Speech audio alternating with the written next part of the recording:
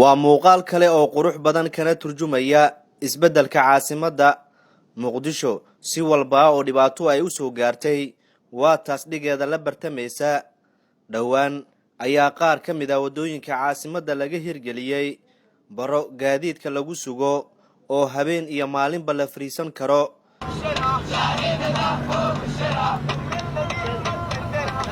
qaar ka mid ah bulshada caasimadda ayaa dalka TV u sheegay in ay aad u soo dhaweynayaan adeegan loo qabtay wallahi bilaa waxaan u arkaa horumar aad u weyn waxaan soo xalistay barsimaadka waxaan lahaan jirnay meelo bus station ah oo dadku fariistaan ay ku sugaan baska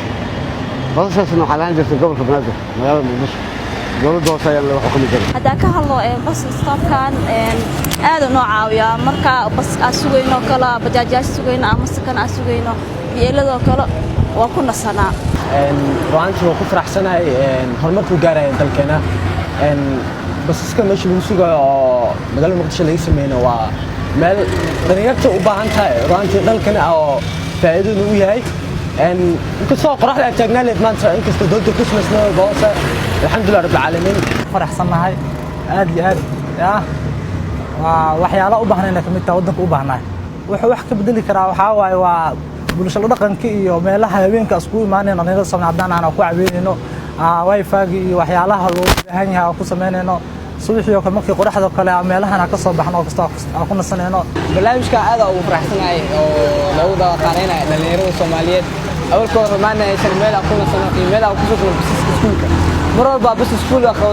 tugeyna aqoonta aan hayjat inuu roob doodo noogu imaado ajeedada u maad waxay had meeshan iska maray meel fadhiista raadinay meel internet ku isticmaal ma heli jirin laakiin hadda ku faraxsana maadaama ay meel waqti ku qaadan dhalinyarada ku sheekaysano aan iskaaga nasan habka barahan ay u sameeysan yihiin ayaa la jaan qaada caasimadaha hormaray sida ay noo sheegtay Jawaahir Maxamuud Baarqab gudoomiyaha haweenka gobolka Banaadir oo muddo ku nooleed qaaradda Yurub waxay kala duwan yihiin tan waxa laga dhisay magaalo kabanayso oo burburtay dadkeedu isdileen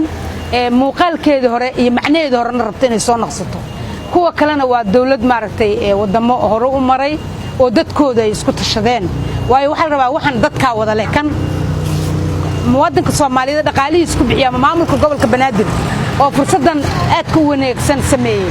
qofka wuxuu arkayaa inay tahay caqabad marka waxaan rabaa inaan u sheego dhalinyarada Soomaaliyeed inaanay iska jijibinin oo ilaashadaan dawlad iyo shacab waxay dadaal ugu jiraan sidii caasimaddu ay ula bartami lahayd caasimadaha dunida balse taasi ayaa u baahan dadaal iyo sabar adag